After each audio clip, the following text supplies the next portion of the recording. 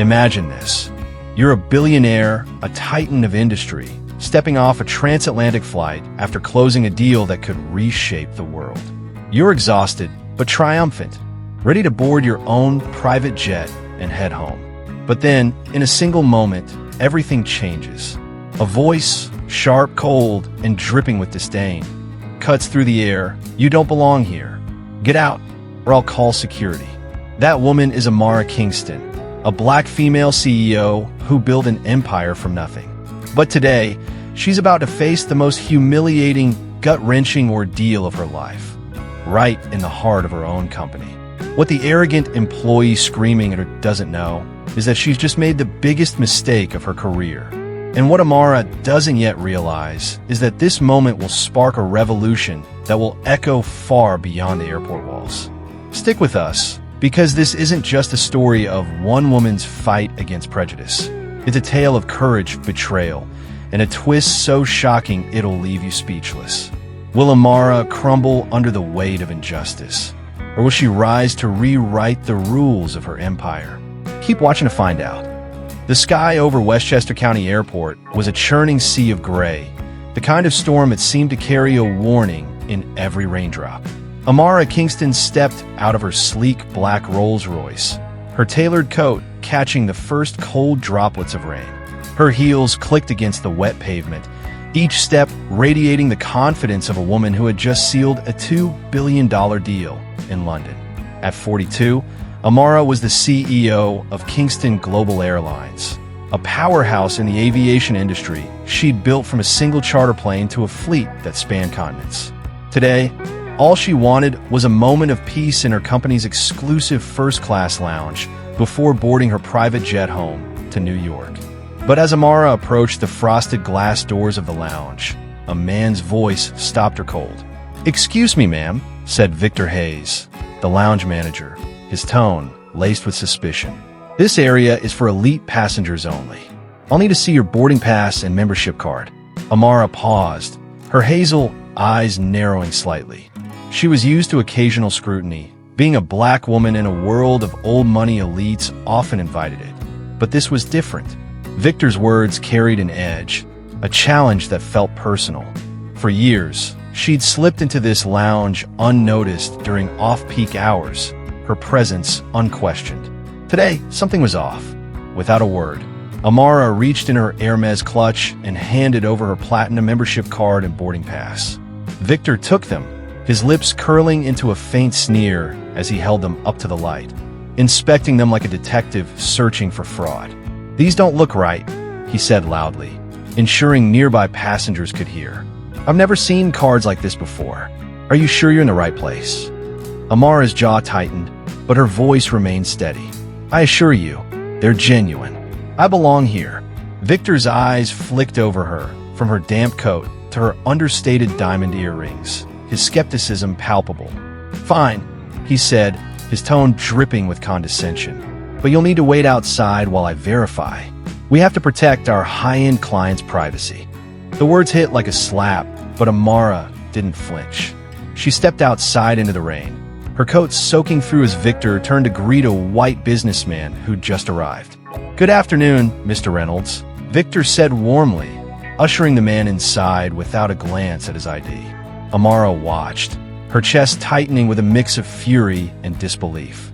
One by one, other passengers, mostly white, mostly male, strolled past her unchallenged, while she, the owner of Kingston Global Airlines, stood in the downpour like an outsider. 25 minutes. That's how long Amara Kingston, a billionaire CEO, was forced to wait in the rain, treated like a trespasser in her own domain. But this was just the beginning. What happens next will push Amara to the edge and reveal a truth that could destroy everything she's built. Stay with us. Inside the lounge, the warm glow of crystal chandeliers mocked the chill Amara felt as she finally stepped through the doors, drenched and disheveled. Victor Hayes followed her every move, his eyes narrow with suspicion. He leaned toward a junior attendant, whispering just loud enough for Amara to hear. "Keep an eye on her.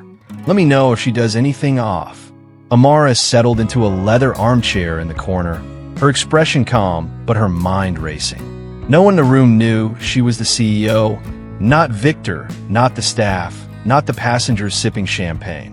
She was invisible in her own empire, reduced to a stereotype by a man too blinded by prejudice to see the truth. Victor prided himself on his instincts. In his 12 years managing the lounge, he believed he could spot a true VIP from a mile away. White, male, middle-aged, dripping with the kind of wealth that announced itself. Amara, a black woman traveling alone, didn't fit his mold. He glanced at his computer, where her name, Kingston, owner/CEO, flashed on the screen. But Victor either didn't notice or couldn't fathom that she could be the Kingston. Across the lounge, a young attendant named Lila Carter watched the scene unfold. She'd seen Amara forced to wait in the rain while others breezed past. A pang of guilt twisted in her stomach. But as a junior employee, she felt powerless to act. She kept her head down, her hands trembling as she polished a glass. Amara's gaze swept the room, taking in every wary glance, every subtle gesture of exclusion. This wasn't just about Victor's prejudice. It was a symptom of a deeper rot within her company. The realization hit her like a punch. Her empire, built on years of sacrifice, had allowed this toxic culture to fester under her watch. Suddenly, Victor strode toward her, his posture rigid with authority. "Ma'am," he said, his voice low but firm, "we're watching you closely. Any suspicious behavior, and I'll call security." Amara met his gaze, her voice steady as steel. "Do you monitor all your guests like this, Mr. Hayes? Or just the ones that don't fit your idea of a VIP?" Victor froze, caught off guard by her calm defiance. Then, recovering his arrogance, he smirked. "I monitor anyone who looks like they don't belong." With that, he turned and walked away, leaving Amara's question hanging in the air. In that moment, Amara made a choice. She wouldn't reveal her identity, not yet. She'd let Victor and his team dig their own graves, exposing the prejudice that ran through her company like a poison. But what she didn't know was that the worst was yet to come. A confrontation so explosive it would test her strength like never before. Don't go anywhere. The rain battered the tarmac as Amara left the lounge and approached her private jet, a $60 million Gulfstream G650 gleaming under the storm clouds. She was ready to leave this humiliating ordeal behind. But as she reached the boarding stairs, a new figure blocked her path. Claire Donovan, the head flight attendant, her uniform crisp and her expression icy. "Excuse me," Claire said, her voice sharp with judgment. "This is a private jet. You're not authorized aboard." Amara felt a surge of disbelief, but she kept her composure. "I'm a passenger on this flight," she said calmly, extending her boarding pass. "Please check my documents." Claire didn't even glance at the papers. Her eyes raked over Amara's damp coat and elegant but understated attire, her lips curling into a mocking smile. "You don't look like our usual clientele," she said, her voice loud enough to draw attention from the ground crew. "The commercial terminal is that way, about a mile." The words stung like a whip, but Amara held her ground. "I suggest you verify my information before you make a mistake you'll regret." Claire's smile widened, her tone dripping with condescension. "Do you have any idea how much a flight on this jet costs?" "At least $80,000. "I'm sorry, but I don't think that's in your budget." The ground crew exchanged uneasy glances, but no one intervened. In the cockpit, Captain Daniel Foster caught the commotion but turned away, muttering to himself that it wasn't his place to get involved. Claire, emboldened by the silence, raised her voice. "Security, we have an unauthorized person trying to board. I need assistance now." Victor Hayes rushed over, his face alight with triumph. "I told you to leave, ma'am," he said, standing shoulder to shoulder with Claire. "This area is for elite passengers only." Amara's voice remained steady, but her eyes blazed. "I am an elite passenger. Check the manifest." Claire laughed, a sharp, mocking sound. "I don't need to check anything. I know our clients, and you're not one of them." The tarmac fell silent, the rain's roar the only sound. Amara stood tall, her gaze locked on Claire. "Are you absolutely sure?" she asked, her voice soft but heavy with warning. "Positive," Claire snapped, oblivious to the storm she was about to unleash. Amara Kingston is moments away from turning the tables on her tormentors, but what she's about to do will shock everyone, including someone from her past who's about to step into the fray. Will this confrontation end in justice, or will it spiral into chaos? Keep watching to find out. Amara's fingers closed around her phone, her movements deliberate. She raised it to her ear, her voice cutting through the rain like a blade. Sophia, give me Marcus and the executive board. Now, we have a crisis at Westchester that needs immediate action. Claire's smirk faltered for a split second, but she quickly regained her composure, dismissing Amara's words as a bluff. Call whoever you want, she said, crossing her arms. It won't change anything. Victor nodded, his voice loud and mocking. Yeah, let's see who's on the other end of that call. This ought to be good, but Amara's gaze didn't waver. She spoke into the phone with chilling authority. Marcus, it's Amara. I'm being blocked from boarding my own jet by employees who think I don't belong. I need you here, and I need the board convened immediately. Claire's laughter died in her throat. Victor's smug grin faded. The name Marcus Kingston, the COO and Amara's older brother, sent a ripple of unease through the staff. But Claire, clinging to her pride, forced a laugh. Oh, please. Now she's pretending to know the COO? Next, she'll claim she's the president. Victor joined in, though his voice trembled slightly. Exactly. She's desperate. Probably faked those documents, too. But the ground crew wasn't laughing.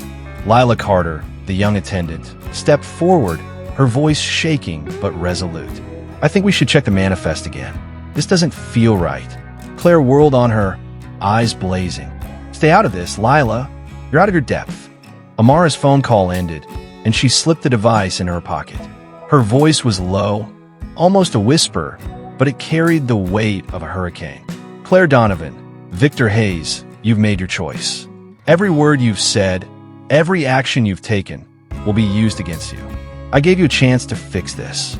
You refused. The clock is ticking. Amara's call has set a chain of events in motion that no one can stop. But just when you think you know what's coming, a figure from Amara's past is about to step onto the tarmac, and their arrival will change everything. Don't move. The rain pounded the tarmac, each drop a drumbeat of impending reckoning. Claire and Victor stood defiant, but doubt was creeping into their eyes. The ground crew shifted nervously, sensing the shift in the air. Captain Foster, still in the cockpit, glanced out the window, his gut twisting with unease. He'd flown for Kingston Global for a decade, and he knew the name Amara Kingston. Why hadn't he acted sooner? Suddenly, the wail of sirens cut through the storm. A convoy of black SUVs roared up to the tarmac, their headlights slicing through the rain. The lead vehicle's door swung open, and Marcus Kingston stepped out, his tailored suit untouched by the downpour. Behind him, a team of lawyers, HR executives, and security personnel fanned out, their faces grim. Marcus's eyes found Amara immediately. His sister stood tall, her soaked coat clinging to her frame, but her presence radiated unyielding strength. The sight of her, humiliated, disrespected, on her own turf, ignited a fury in Marcus that he'd barely contained. Amara, he said, striding toward her. Are you okay? She nodded, her voice steady but laced with pain. I'm fine, Marcus, but our company isn't. Marcus's gaze swept over the staff, landing on Claire and Victor. What the hell happened here? His voice was low, but it carried the weight of a judge's gavel. Why is my sister, the CEO of Kingston Global Airlines, being treated like a criminal? Claire's face drained of color. Victor's hands shook as he stammered. We were just following protocol. We didn't know. Didn't know? Marcus cut him off, his voice rising. You didn't know that the woman who built this company from the ground up was standing in front of you? Or did you just assume a black woman couldn't possibly be her? The tarmac fell silent, the rain's roar amplifying the weight of his words. But then, a new figure emerged from the SUVs, and Amara's breath caught in her throat. It was Evelyn Brooks, a former mentor and board member who had retired 5 years ago after a bitter falling out with Amara. Their disagreement had been personal, a clash over company direction that ended with Evelyn accusing Amara of being too ambitious for her own good. Now, Evelyn stood before her, her silver hair gleaming under the rain, her eyes unreadable. "Amara," Evelyn said, her voice soft but firm. "I came as soon as Marcus called. I owe you an apology." Evelyn's return is a shock no one saw coming. Not even Amara. Is she here to make amends? Or does she have another agenda? The truth will shake Amara to her core, and what happens next will redefine her legacy. Stay tuned. Inside the private jet's luxurious cabin, Amara stood at the head of the conference table, her presence commanding silence. Marcus stood beside her, his jaw tight. The legal team spread out files, while security guards flanked the doors. Claire and Victor sat across from Amara, their faces pale, their earlier bravado gone. Captain Foster, Lila, and the ground supervisor, Nathan Reed, stood at the back, their expressions a mix of shame and fear. Amara's voice was calm, but razor-sharp. "Claire Donovan, Victor Hayes, explain why you treated me, the CEO of this company, like an intruder on my own plane." Claire's hands trembled as she spoke, her voice barely above a whisper. "Miss Kingston, I was just doing my job. We have to protect our VIPs from unauthorized access." Amara's eyes narrowed. "And your job includes judging people by their skin color? Assuming a black woman can't possibly afford this jet." Claire flinched, her cheeks burning. Victor tried to interject, his voice weak. "We didn't mean to offend. We didn't recognize you." "Didn't recognize me?" Amara echoed, her tone icy. "Or did you refuse to believe a black woman could be me?" The cabin was silent, the weight of her words crushing. Evelyn stepped forward, her voice steady but heavy with regret. "Amara, I need to say something. Years ago, I doubted you too. I thought your vision was too big, too bold. I was wrong. What happened today? It's a mirror of my own failures. I'm here to stand with you, to help fix this." Amara's eyes softened, but only slightly. "Thank you, Evelyn. But this isn't just about today. It's about a culture that let this happen." Marcus nodded, his voice firm. "Effective immediately, Claire Donovan and Victor Hayes are terminated. Captain Foster, you're suspended pending a full investigation. Your silence enabled this." Foster lowered his head, accepting the consequence. Claire and Victor sat frozen, the reality of their actions sinking in. Amara's fight is far from over, but as she stands tall, a new ally from her past has joined her cause. What will she do next to transform her company? And will an unexpected betrayal threaten everything? Don't miss the next twist. The rain had stopped, and sunlight broke through the clouds, casting a golden glow over the jet. Amara and Marcus convened an emergency company-wide meeting, broadcast live to every Kingston Global employee. The mood was somber but charged with purpose. "Today," Amara began, her voice resonating with conviction, "we faced a failure, not just of individuals, but of our entire system. Kingston Global Airlines will not tolerate prejudice. We're launching mandatory anti-bias training, an anonymous reporting hotline, and AI monitoring to catch discrimination before it festers." She paused, her eyes sweeping the room. "But we're also rewarding courage. Lila Carter, your apology today showed integrity. You're promoted to Senior Customer Service Manager. Nathan Reed, your attempt to intervene, though late, was brave. You're now Regional Director." The room erupted in applause, a spark of hope igniting. Evelyn stepped forward, her voice steady. "I'm returning to the board, at Amara's request, to oversee these changes. We'll rebuild this company into a beacon of fairness." Amara's vision is taking shape, but a final twist awaits, one that will test her resolve and reveal the true cost of change. Can she hold her empire together? Keep watching. 6 months later, Amara's reforms had transformed Kingston Global. The story of her stand against prejudice went viral, inspiring companies worldwide. She testified before Congress, her words sparking a national conversation on corporate responsibility. But then a letter arrived. It was from Claire Donovan, published in major outlets, admitting her wrongs and begging for forgiveness. I was blinded by my own biases, she wrote. I've spent months learning, reflecting. I'm so sorry, Miss Kingston. Amara read the letter, her heart torn between anger and hope. Against all odds, she invited Claire to join the anti-bias training program. Not as an employee, but as a guest speaker, sharing her journey from prejudice to redemption. Claire's transformation became a symbol of second chances, inspiring thousands. At a gala celebrating her father's 75th birthday, Amara stood beside him, tears in her eyes as he spoke. You've shown the world that true power lies in fighting for what's right, he said. You've made us all proud, from humiliation to triumph. Amara Kingston turned pain into purpose, prejudice into progress. Her legacy isn't just a company, it's a movement. But the question remains, what would you do in her shoes?